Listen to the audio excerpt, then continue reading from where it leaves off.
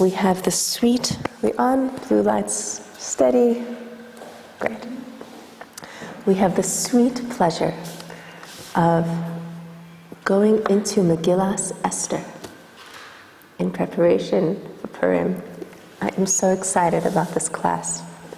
I actually was preparing a different theme, and last night it did a flip, and it turned into something else, and I'm just so excited about what it turned into. And speaking about flips, where do we get the concept of a flip? So we learn the concept of a flip from the Megillah, because after the whole story took place, it looked like the Jews were going to be annihilated, and then it flipped, and they killed their enemies. It looked like Mordechai was going to be on the tree, and it flipped, and Haman went on the tree. And it says in the end, Vina hapalchu, and everything was a turnaround. And that's the essence of laughter. It's when you think it's going a certain way, and then, exactly what you didn't think. But there's another turnaround. And the turnaround that I'm speaking about is that has to do with woman. Because the theme in our course has been to find the beauty and the power of woman through the woman in Torah. So because it's Purim, we're now focusing on Esther Hamalka, and it is the most incredible study. So in what way is there a flip? So a couple years ago, I was preparing Megillas Esther. I was teaching in a school, and I just noticed the first chapter has a very chauvinistic beginning. Have you ever noticed that? This whole thing with and he ordered Vashti to appear unclothed, how demeaning, how objectifying of the woman. And then Hashem made Vashti suddenly grow a tail or pimples, and she was embarrassed to come, and she said no, and he said, off with her head, and she was disposed of, and then he needed a new queen, and so they're forcing beautiful women from all the provinces to come and show themselves to the king. The whole first chapter, and they used to spend 6 months in this type of oil and perfume and cosmetics, and it's so shallow. And then the end of the chapter, what happens? Esther is brought to the king. She's the one who finds favor in his eyes. She goes into the palace, and they send out a decree which says, from now on, Pasuk Chaf Beis, Perek Aleph, Source 1, Vayishlach Svarim Akol Medinos HaMelech. They send out letters to all the provinces of the king, Al Medina Umedina Kechsava, in its print, in its language, Val Am Va'am Kilshono, to every nation according to their language, Lios Kol Ish Sorer Beveso, Medaber Kilshon Amo. From now on, every man is going to be the boss in his home, and the home will speak in the language of the dad. And that's how the chapter ends. So, do you agree with me that there's like this funny thing going on with womankind and Persia, and we have to keep women in check and don't let them say no to their husbands, and if their husbands say, come to my party without clothes, they have to listen and don't be like Vashti, and from now on everybody has to know that the man is the boss. That's how it starts. So when I was preparing this, I thought, you know, what's going on over here with Megillas Esther and woman? Something was calling to me. And I emailed the author of a famous book called Arrow, Circle, Spiral, Miriam Kozman, who's an expert in gender issues in Judaism. She wrote a book on it. When she came to South Africa for Sinai and Daba, she actually stayed at me, so we got to know each other. And I emailed her, and she sent me back an essay from Nir Manusi exactly on this theme. And I'm actually speaking about it in depth tonight. Adina will be there, and I'll be recording it. But today we're going to go even deeper, Okay, so if you want that story, that's going to be tonight. I have it recorded on my website. It's called the Esther Hamalka series. It's a 4-part series, and I go through the whole thing over there. But today we're doing something different. Today I want to go into, in what way was this flipped? Where do we see that this was flipped? So women were subdued, suppressed, and anything to do with women or having an influence was hushed out, and everything flipped. And how is that so? So let's go to Perek Daled. So the Megillah advances, and Haman is promoted, he's raised to power, Esther is positioned in the palace. Let's start with Pasuk Ches. V'es pas shegen kasav hadas, the letters that are written, asher nisan b'Shushan, written, given in Shushan, hashmidam, to kill and annihilate the Jews, nasan lo laharos es Esther. These letters were now given for Esther to see, ulahagidla ulitzavos aleha lavo ala melech, and Mordechai wanted to tell her and command her to go to the king, lehischanin lo, to beseech from him, to beg, ulevakesh milfanav alama, and to beg for the saving of her people. So now things are coming to a head. Pasuk Tes, v'yavo hasach. Okay, the messenger came, Daniel, they say it was Daniel, actually a prophet who Mordechai sent. In the Megillah he's called Hasach. Comes vayaged la Esther's divrei Mordechai, and tells Esther what Mordechai, the message he sent, the Jews are in dire danger and you have to save them. Pasuk Yud, v'tomer Esther la Hasach. Esther says to Hasach and commands him to go back to Mordechai. Kol avdei hamelech va'al medinos hamelech yodim asher kol ish v'isha asher yavo al hamelech al hachatzer hapnimis asher lo yikarei achas da'aso lamis. Everyone knows that whoever goes to the king, if they haven't been called in 30 days and they just go uninvited, there is one thing that's going to happen to them. They're going to be killed. Unless the king extends his royal scepter, v'chaya, and then they will live. V'ani lo nikresi levo lamelech zeh 30 yom. I haven't been called for 30 days. Vayagidu leMordechai divrei Esther. So Hasach told Mordechai the words of Esther.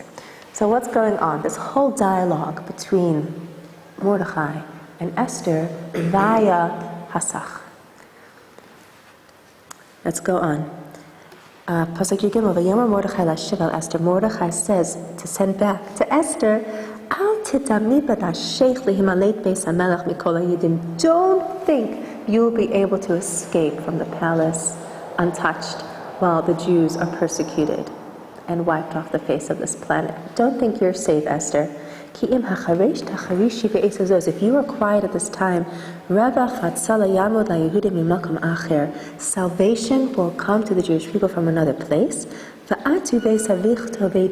You and your father's house will perish. Who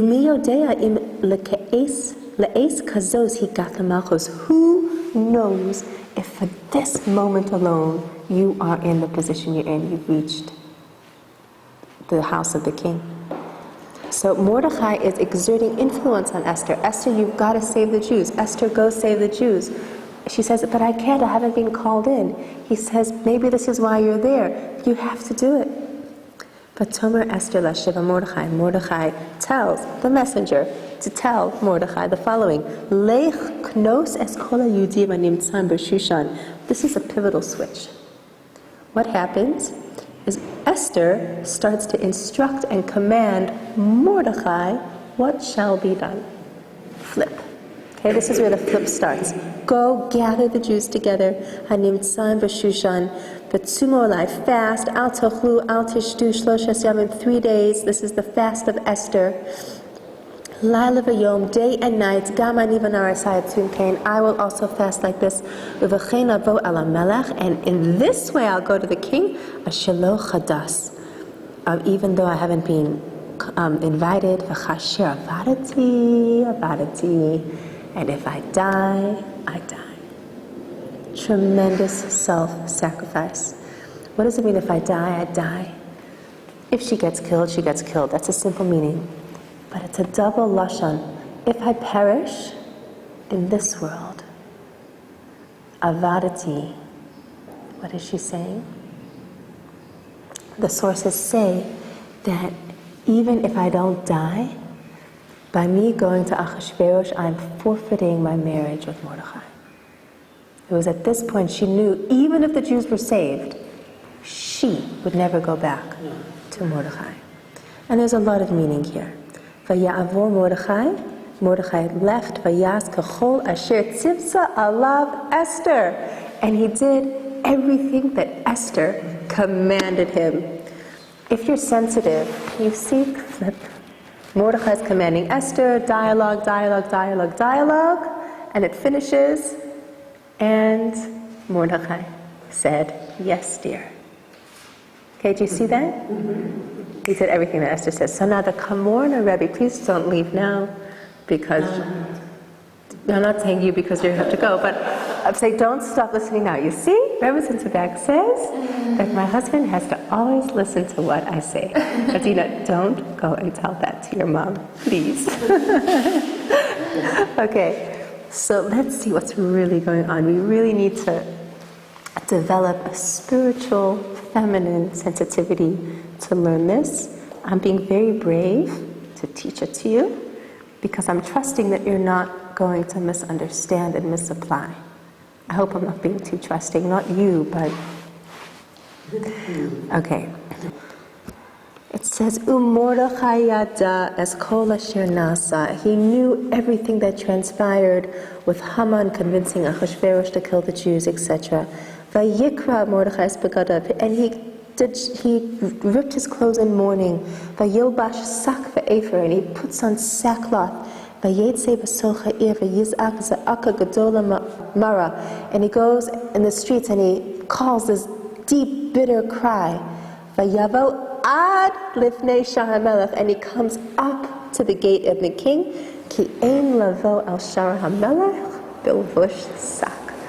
Because you can't go into the king wearing sackcloth. Contrast that's Mordechai's approach to hearing the news. Contrast that to what he is telling Esther in these verses that I read to you. What does he tell her? She was still God. Lavo el hamelech. So he wasn't prepared to even go past the shar to the gate. And he's telling her to go into the palace, into the king's inner chamber, and dialogue with the king. Okay, so can you see that contrast? Another thing to keep in mind is that every time, the Medrash says that every time the Megillah uses the word Hamelech, it's actually referring on a deeper level to Hashem. So Hamelech Achashverosh is Achashverosh. Hamelech also on the simple level means Achashverosh, but on the deeper level means Hashem. So this whole discussion going on between Mordechai and Esther, everything is go to the Hamelech, Hamelech. Who are they referring to? Hashem. So they're not just dialoguing about Esther needing to go to Achashverosh, they are dialoguing about how to approach Hashem, because there's no decree down here if there wasn't a decree up there. So you can't just convince Achashverosh. If Hashem wants the decree to take place, if he wants the Holocaust to happen, it will happen. So they have to go into the spiritual world. And that's what they're talking about here. Let's go to the Kamarna Rebbe, my next source. From the Kamarna Rebbe, an exquisitely deep commentator. Inyan Yadua, you see in the box there. Every learned person knows, umeforsam the chol maskil, and we're all learned in this room, right? Shehasicha ben Mordechai ve'Esther hu lamata. This dialogue, this conversation between Mordechai and Esther was down below. It was on earth, talking about the palace of Achashverosh. The Romeis, however, it's hinting lamala, into the upper inner spheres of Hashem's palace, Hashem's royalty. Shahaya vikuach beinehem al mahu haderech hanachon levatel es gezeras Haman l'hashmid es Yisrael. They were arguing between each other, what is the proper way, what's the most effective way to annul the decree of Haman to kill the Jews. Ulevassof, and at the end, Hoda Mordechai l'divrei Esther. Mordechai agrees to Esther's approach. So this was not a shalom bayis problem. Mordechai and Esther were husband and wife. It was not an argument of ego. It was an argument sussing out the truth. How are we going to save the Jews? It wasn't like, I'm in the middle of speaking, don't interrupt, now you listen to me. And it wasn't petty, it wasn't ego arguing. It was Mordechai had an approach, Esther had a different approach. And they had to choose only one to see which one was going to work, what's going to be effective. It was totally above their ego. So what I want to try to explore with you today is what is their different approach? What was Mordechai suggesting? And why did Esther feel that that was not going to work and she had to suggest something else? At which Mordechai sees what she's saying and agrees with her, and that's the approach they choose, and that's the approach that works. So what was it? We already noticed one difference. Mordechai only went up to the gate of the king, whereas Esther had to go lifnai v'lifnim. She had to go deep, deep into that inner chamber. But what was the root of their argument? The Leshem, the grandfather of Rev Eliashiv, he points out that whatever was different about their approach, Esther was the first one in Jewish history that used this approach successfully. And the Leshem brings a whole list of others that tried to change a decree using Esther's method, and they all failed. Adam tried to change Hashem's decree. Noach tried to change Hashem's decree. He goes through history, all going right into the inner sanctum of the king, and none of them succeeded. The Dordeya, Hashem made decrees, right? His decree for Adam was that he was going to be expelled from Gan Eden. So there's times that Hashem has made decrees, right? Abba says no. And the Jewish people wanted to annul it, and everything they did didn't work. And Esther managed to annul this decree, because this was a decree. The Jews were supposed to die. They were supposed to be killed. It was like a Hitler. So why Esther, the first one in history, was the only one who succeeded? So the answer to this is hinted to in Perek Beis, source 3. And I noticed this verse last year, and I got extremely curious about this verse, and I didn't know the answer. But I felt that there was something deeper here.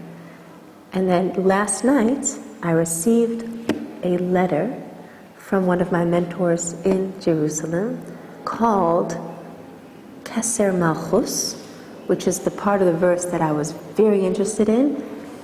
Arrived an hour before it was time for me to sit down and prepare today's shiur in my inbox. And here I am teaching it. This was in the past 12 hours it came in. And it's just amazing because, they say that when the student is ready, the teacher appears. When you are ready for something, Hashem doesn't show us things unless it's good for us at that time in our life. So I was ready because I was curious last year. And then this year Hashem says, okay, sweetie, here, this is for you. And now I'm sharing it with you. And I don't even know if I'm going to put this online because you're going to see it is so deep. I have to decide. I don't know. So let's read the verse. Vaye'ahav hamelech es Esther mikol hanashim, and the king loved Esther more than all the other women. Vatisa chen v'chesed lefanav. She evoked charm and grace before him. Mikol habasulos, from all the other women, vayasem keser malchus barosha, and he placed the crown of royalty on her head, vayamlicheha tachas Vashti, and he made her queen instead of Vashti. Now what made me like crazy curious last year?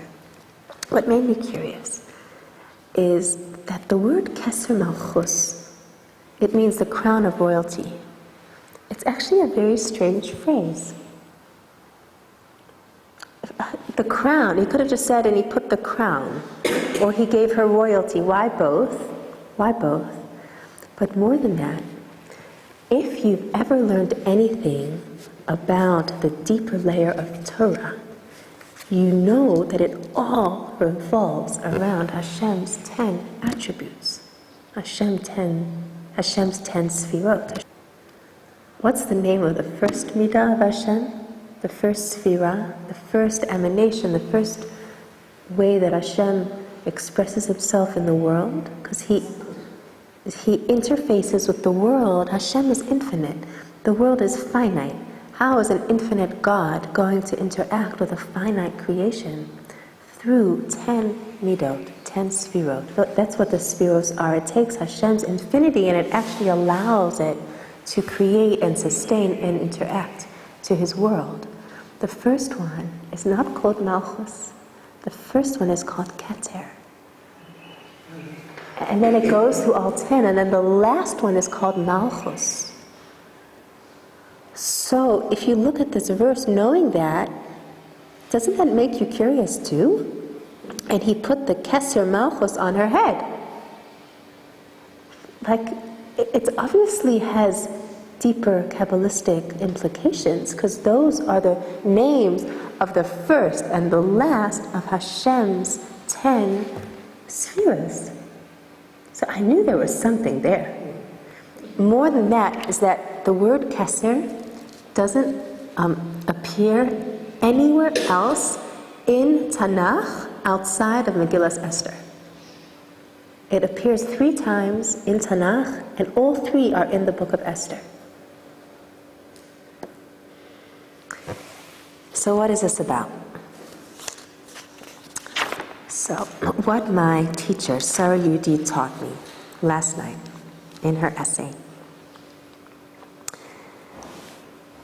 is that what Esther and Mordechai were arguing about was there is a technique that the tzaddikim know, that if you want to overturn a decree, you have to employ the Keser Malchus technique. I don't want to say technique as if, Hashem is a switchboard and you have to get the right combination and then he dispenses the goods you desire, because when you pray, you're appealing to Hashem's inner will.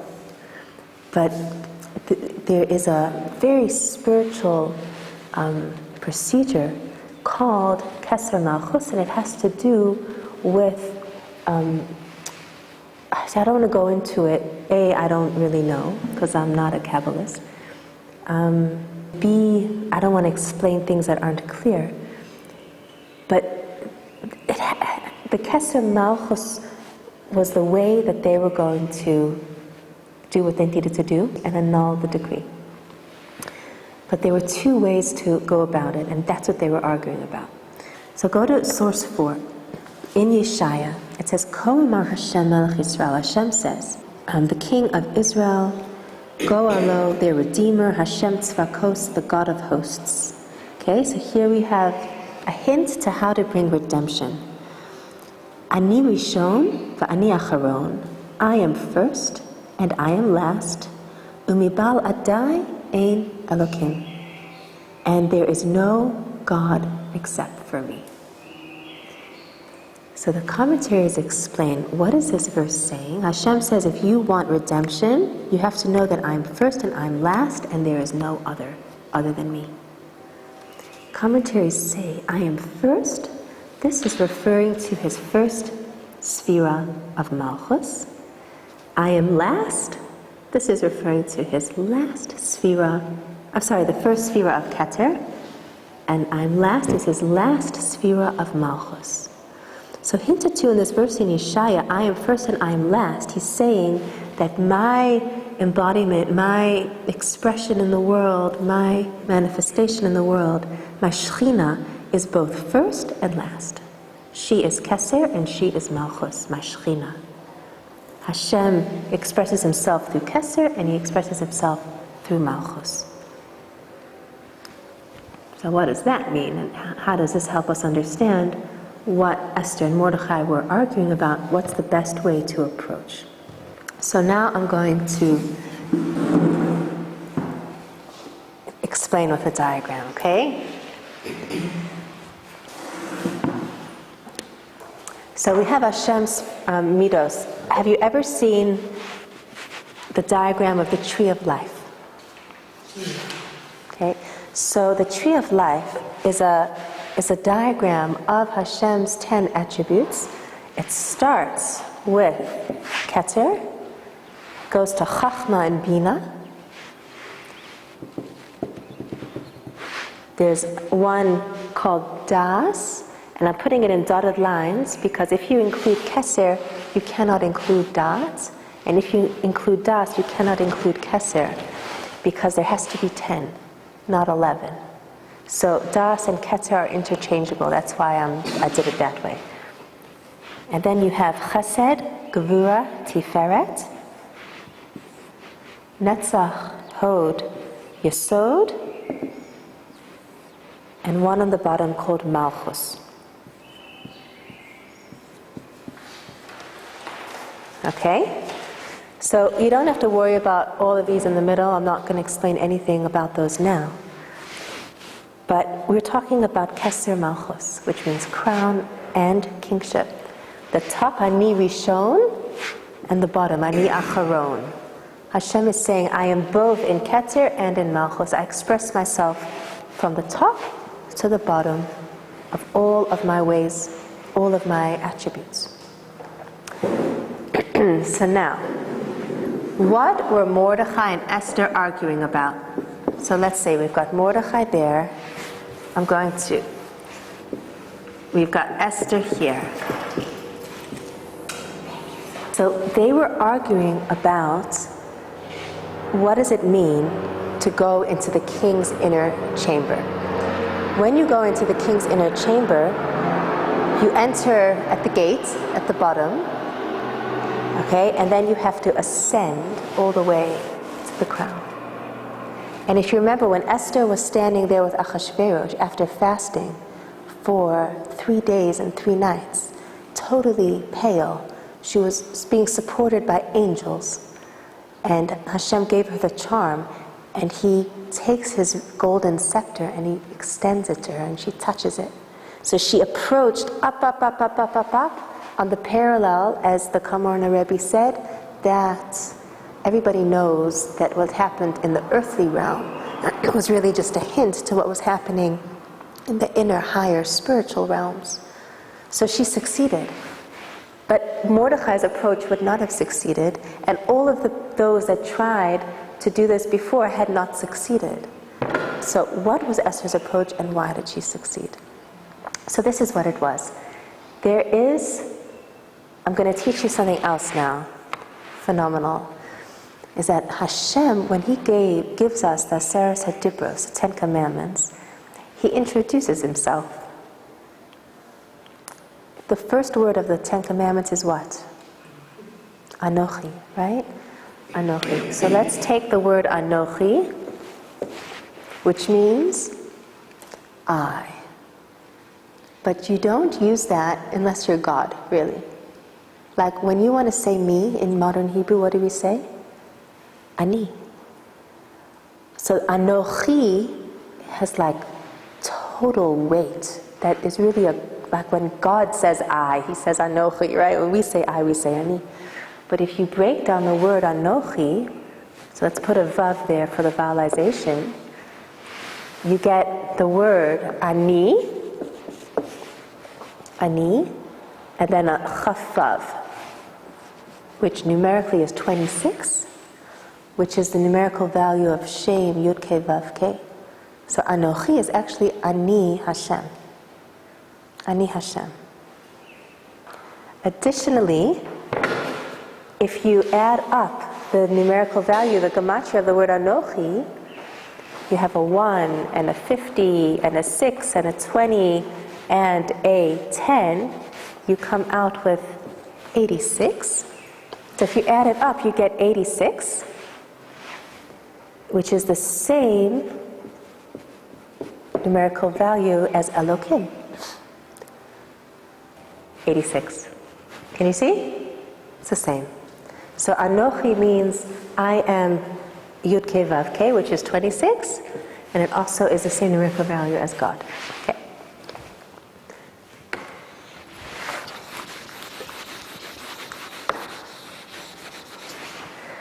So, there's another name of Hashem, which is called Ayin.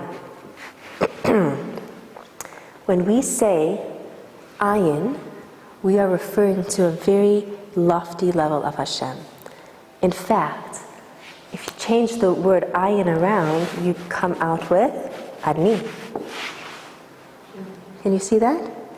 So Ayin and Ani are the same letters. Now, why am I teaching you this? Is because one of these names of God parallels his highest sphera, and one of them parallels the lowest sphera. And which one parallels which is the point of Mordechai and Esther's argument. What does this all mean? So, according to Mordechai, the highest level of Hashem is called Ayin. It means nothing. Ayin means nothing.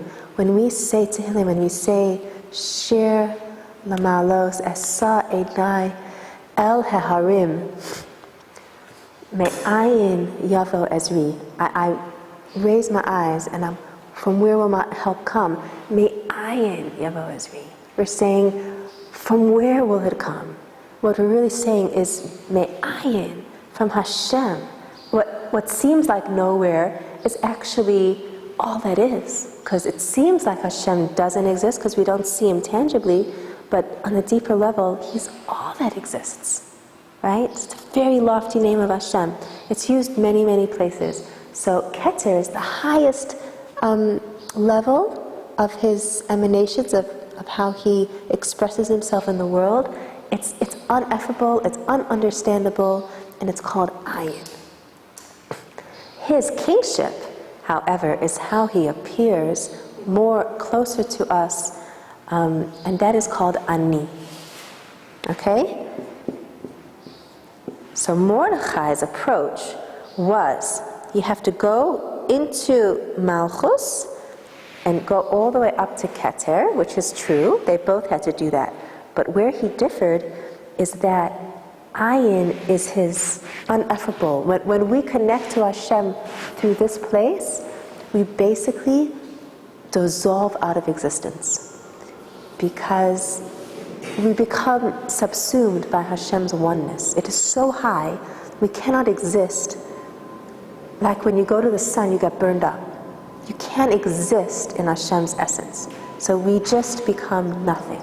So from in this world, through the Shekhinah, Hashem is there, but he's contained, he's hidden, he's behind a mask, behind the mask of nature. So we get a feeling that we exist. And this is how we live. We have to feel like we exist so that we can live our lives. So this is I think what I love about this is the application. But you have to understand the theory before we can see what it means for us. Okay, so Mordechai says, if you want to go to the king, you have to go in where you have a feeling of ani, of existence, of autonomy, of ego. I am here, ani. Because just like Hashem has these traits, the foundational premise is that we are created b'tselem Elokim, in the image of God. So Hashem has 10 attributes, we also have 10 attributes. And the lowest attribute is our ego self. And in order to go up in spiritual levels, we have to dissolve our ego self. And that is exactly what Mordechai did. He put on sackcloth. He went and he cried a bitter cry, right? And he's trying to break and dissolve the ego. Esther, okay, in order to get to the ayin, which is when you're like one with Hashem, you have no ego, your ego is transparent, you're just connected with God. And that is Mordechai's approach. It sounds pretty good, doesn't it? It sounds pretty congruent with everything we've really learned up until now, like working on your midot, breaking your ego, becoming transparent so that you can connect with Hashem and be spiritual. But you know what Esther says? Esther says, no. There's a different way to ascend into the inner chamber and turn over the decree. What is that way? So before I tell you Esther's way, take a look at source 5, the Rabbeinu Bachayai. The Rabbeinu Bachayai says, Im ritzoncha shelo tamus, if you want to not die. It's talking spiritually. If you want to live a spiritual life, if you don't want to die, mos ad shelo tamos. You have to die so you don't die. Perush, what does it mean? You have to die so you don't die. Sheyamis es taivaso v'chol inyanim hagashmiyim kishehem la'atzmam. You have to kill your taiva, your desire, for all physical things in and of themselves. V'lo yir'eh behem shum chashivus v'shum to'elas ela b'mida shehem meshamshim l'tachlis hayachida ha'olam ha'aba. Olam haba. Don't look at anything material as anything other than a means to the goal, and the goal is Olam haba. That's what Rabbeinu Bachayai says.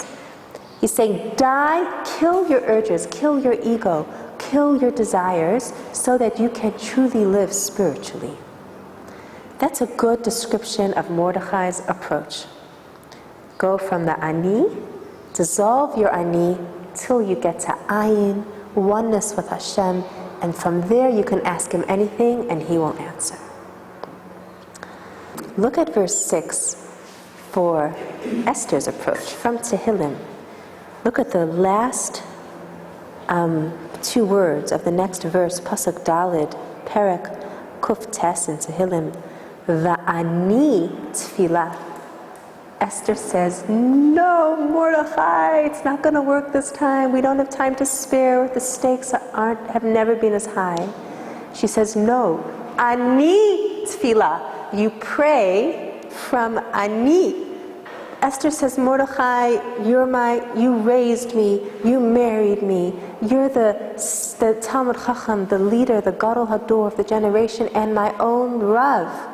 She asked Mordechai everything. She listened to everything he said. She was totally machnia, totally subordinate to Mordechai's guidance.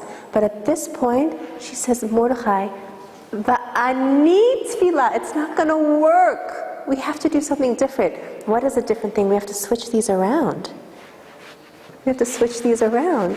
We have to pray from ani, not from ayin. She agrees that you come in at the gate and you have to go lefnai v'lefnim, up and up and up to the highest levels to connect with Hashem. But what she disagreed was the placement of the egoless and the selfness. So according to Mordechai, ayin is at the top, which selflessness is at the top and selfishness, ani, is at the bottom. According to Esther, her path is she starts with selflessness, with egolessness, and she ascends into the rectified and holy sense of self, of ani. Now, why is this so phenomenal? It fits into our whole journey of the path of a woman is different than the path of a man. And Hashem specifically chose Esther to save the Jews because she was a woman. And we said previously that we mentioned in the 3 introductory classes that I gave called The Rise of the Feminine, that the world is moving over from a masculine approach to a feminine approach. And we even mentioned in that class that what was the transition point, what was the place where it flipped, V'nahapachu, was Megillas Esther. Look at source 8, Talmud Bavli Maseches Yuma Daf Chavtes Amud Aleph. Amar Ravasi, Lama Nimshala Esther Lashachar. Why is Esther compared to the morning star? Lamar Lacha, to teach you ma Shachar Sof Kol Halayla, just like the morning star is the end of the night. Af Esther Sof Kol Hanisim, so too Esther is the end of miracles. The Gemara is saying that it's the end of the night, that the first phase of history was one era. Esther was the end of that and the beginning of a new era. And we said, by the way, if you want to know the deeper meaning of that pasuk, I wrote a whole blog on it for Hanukkah time, because it's very connected to Hanukkah. So if you go to my website, www.thenexus.org, www.thenexus.org, you go to the blog, and quite recently I wrote an essay about Hanukkah. It's a 2-part series all about this verse, because really it should have compared the first phase of history to the day, and the second phase of history, the exile, to the night. But the Gemara flips it around. So in that blog, I go into it in depth here, but I don't want to go into it now because it's out of our point for today. But what this Gemara is telling us is that at Esther, everything changed. It changed from a masculine approach to a feminine approach. And it came right into the discussion between Mordechai and Esther, because who was a man? Mordechai. Who was the woman? Esther. And they were saying, what's going to work? And Esther said, I know that your approach has always worked. I know that, Mordechai, but now things are changing, and now this is what's needed. And she knew it. And she explained to him, and he said, you're right. And the Kamarna Rebbe says, and he agreed with her. So now what is the difference in their approach? So according to Esther, when you go at the beginning, you are ayin. You have no self. Your ego is transparent. And the goal is to ascend into ani, into I, but not I full of ego. Of course, that could never be, because we're going closer and closer to Hashem, so ego has no place, right? But what is that holy I that she went into, that it says, ani tefillah, we have to pray from I, we have to approach from ani. So this is how it fits in. Is that in the last classes, and tell me your first name again. Ariane. So you weren't with us, but you can listen to the recording. I'll just reference it quickly. Yes. Either Torah anytime, The Rise of the Feminine, part 1, part 2, part 3. I think it was in part 2 and 3 that we spoke about the moon had to be diminished. Were you there for that? The moon had to be diminished. And throughout history, the moon represents the feminine archetype. And the moon said to Hashem, how could there be 2 kings with 1 crown? And Hashem said, go and make yourself small. So for most of history, the moon is small. You know, halachically, we're not even allowed to look at the moon. Did you know that? You're not allowed to gaze at the moon, because she's in her diminishment. She's in her diminishment. It's not kind to look at somebody when they're in their diminishment. And so was the sun ever diminished? Was the masculine archetype ever diminished? No. The feminine archetype was diminished. Can you see how exquisite this is? According to Mordechai, because Mordechai is a man, the masculine archetype was never diminished. So at the bottom, the entry point is ani, selfhood, because he was never diminished. And his job is to dissolve the ego to get to ayin. But for a woman, it's flipped, because a woman was diminished. So her entry point is ayin. Her ego was dissolved. She doesn't have an ego problem. The moon, she's compared to the moon, and it says about the moon has none of its own light. It says, Leis la migarme klum. She receives everything from the sun. The moon doesn't have an ego problem. So her goal, her path, her tikkun, her avoda is not the dissolution of her ego.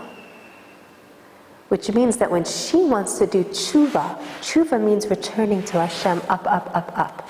When Mordechai does tshuva, he breaks the self and dissolves the ego.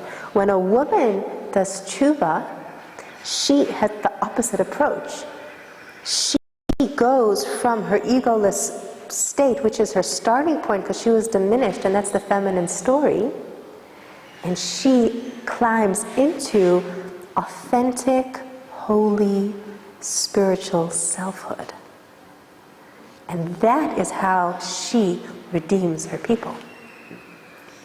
So what I'm saying is totally wild, because the world is predominantly a Mordechai, masculine approach. But it's the opposite for a woman. If a woman wants to be successful in saving herself, her family, guiding her family, she can't say, I'm nothing and don't listen to me, and because then no one will listen to her. It won't work. The feminine path is saying, there's something inside me which I feel, and I'm trusting what I'm feeling, and this is how I think it should be. And it is voicing her innermost spiritual being, that she has a way of influencing the world around her. And this is, I believe, so important for women to know, because we buy into the masculine system because that's the system that's being taught. And nobody has been teaching the feminine system. But the feminine system, and there's just the two of you here today, and I feel like I'm so privileged to carry this message to you, because I feel that this is what we need. We need to stop worrying about our ego, because our ego has been dissolved over thousands of years. It's been dissolved. We have to now climb into a holy ani. It says in Tehillim, in the Medrash, that ani is one of God's names. It's not a bad thing to have a sense of self so that we can influence our environment. So how do we see this practically in the story of the Megillah? Okay, I can't believe we actually are getting through this material in the time we have. And there's even more, and I'm not going to be able to share it all in one.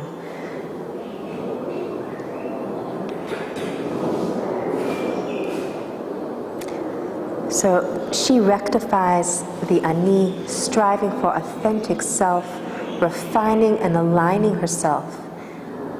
And when we do that, we are naturally aligned with who we are supposed to be. That is the message for women. And I'm going to show you something that's going to blow your mind. When we say brachos in the morning, if you're a man, what do you say after you say, thank you Hashem for not making me a Gentile and for not making me a slave? Thank you Hashem for not making me a woman. Why? Why do they say that? Is it so bad to be a woman? A woman bad in some way? They say that because for most of the time, we were being diminished. We were in a state of ayin, and that's not easy. It's humbling, right?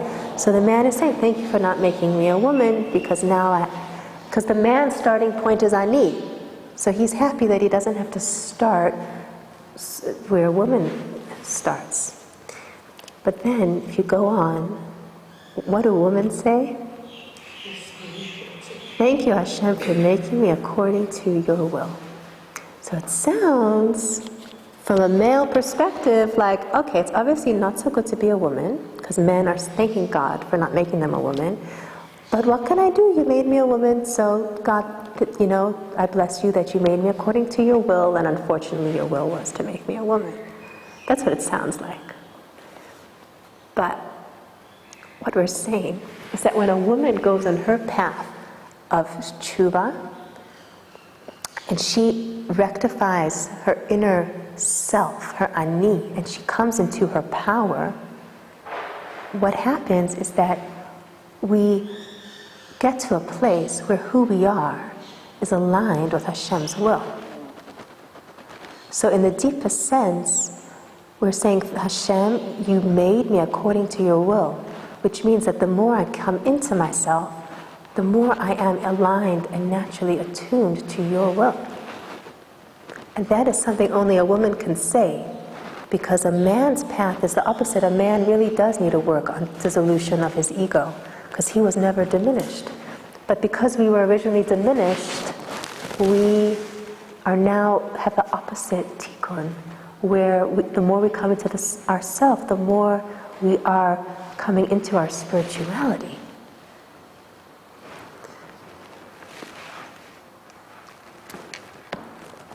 The way Sarah Yudit put it is the fruit of our labor as we actualize our unique soul spark. This is our work. It's part of the rise of the feminine. We don't keep playing ourselves small. We're shifting into an era of Mashiach. And this is the way to bring Geula. Okay, and I think this really does need a follow-up to go into more deeply what this means, but I'll just wrap up for today. Let's go back to that dialogue, okay? Mordechai and Esther. Mordechai says to her, go and ask the king to annul the decree. Esther says, don't you know? I haven't been called for 30 days. Don't you know he's going to just kill me? In other words, that's not going to work. It's not going to work to just go and ask. No. And he convinces her, and she says, tell you what, if you want me to do this, I'm going to need to give you instructions. And the first thing she said is, Lech knos es kol haYehudim. First go and gather the Jewish people. And also, because of time, I can't go in depth here. Please God, we'll have time when the time is right. First, Esther knew that she had to create a unity amongst the people in order to create a vessel. Because if you're going to go and bring down tremendous light and you don't have a vessel, what happens when you bring down light and you don't have a vessel? Is you crash and burn. So the first thing is go create a keli, create a vessel. Let's become whole. We're all connected. We're all inter-included in each other. If we don't have achdus, we have nothing. It's suicide to go and into the Hashem's inner chamber and ask for redemption when we are not ready to receive it is suicidal. She said no. First, let's go and create a vessel. Then we need to fast for 3 days. By fasting for 3 days, we're going to be using an external impetus to arouse an internal awakening. So she is brilliant she's starting by creating a container, then by doing something on the outside which awakens something on the inside, real authentic tshuva on the inside. Once the vessel has been prepared, she then accesses her ani, her crown, her power, her connection to Hashem. The pasuk then says, "Vatilbash Esther Malchus."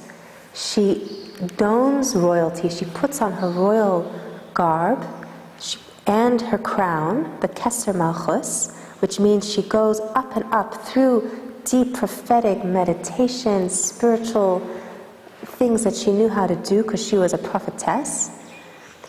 And she accesses that highest place, and from that place, she speaks to the king and asks him. He's so happy to see her. She has chen in the eyes of Hashem, and Hashem receives her. And the very next thing she says, and I'm sorry it's not on your sheet, after the king sees her, Parak Hey, Vayihi Bayom HaShlishi, it was on the third day, Vatilbash Esther Malchus, she puts on royalty. Vatamod B'chatzar Beis HaMelech HaPnimis, she stands in the courtyard of the house of the king, that most inner one. 3 words to describe how deep she went into Hashem's inner sanctum. Nochach Beis HaMelech, right across from the house of the king. She was right there. She was right there. The HaMelech, it doesn't say Achashverosh, it's Hashem, right? The Melech is sitting on his royal chair, Beveis HaMalchus Nochach Pesach HaBayis, a whole pasuk explaining the ins and outs of Hashem's inner place in above. When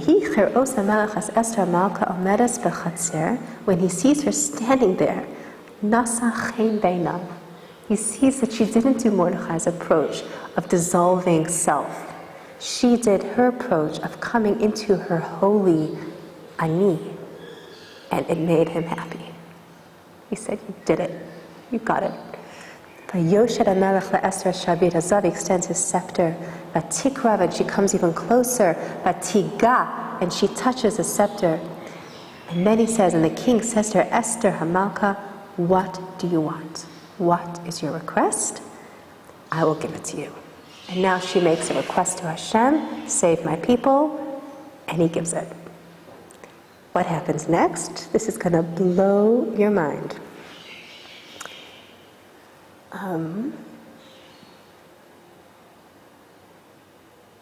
Look at this. Verse Daled, Pasuk Parak Hey. Vatomer Esther, and Esther says, Im halamelech tov, if it is good for the king, Yavo hamelech v'haman hayom el hamishta asher asisi lo. Let the king and Haman come to the party that I'm going to be making. Look at this. Yavo hamelech v'haman hayom. What do you see? Okay, remember that Hashem's name doesn't appear once in the Megillah. His name of Chesed, Yavo HaMelech v'Haman Hayom, Yud and a Hey and a Vav and Hey. As soon as Hashem, HaMelech, says, Esther, what do you want? You see the divine name of mercy. They're saved. It's as if the whole salvation has already happened, because she managed to go into Hashem's inner sanctum and flip it around and turn it around. And here it is, Yud, Hey, Vav. The king and Haman today will come, and then everything started changing from there. So, it worked. She toppled the evil empire, and it's just amazing. You see how Mordechai received what she had to say, Hashem received what she had to say, and how she brought, through accessing her ani, herself, her courage, her power, her femininity, she was able to influence all the men, right? Mordechai and Hashem is considered male archetypically, right? And she's the woman, and she's able to flip it. And she was able to bring redemption. And that's my message, is holy selfhood is what brings redemption. It's how we are able to make an influence. And it's time that we do. It's time that we access our power, not through ego, but through Kedusha, through She'asadi Kirtzono, through aligning ourselves with Hashem's will. And in this way, we see how it was the ultimate turnaround, that what looked like in the first parak Ahasuerus's decree, make sure no woman have any influence. Make sure everyone listens to their husbands from now on. Make sure no wife disobeys her husband. It was the flip of actually what was needed in Kedusha for Esther to turn the whole thing around.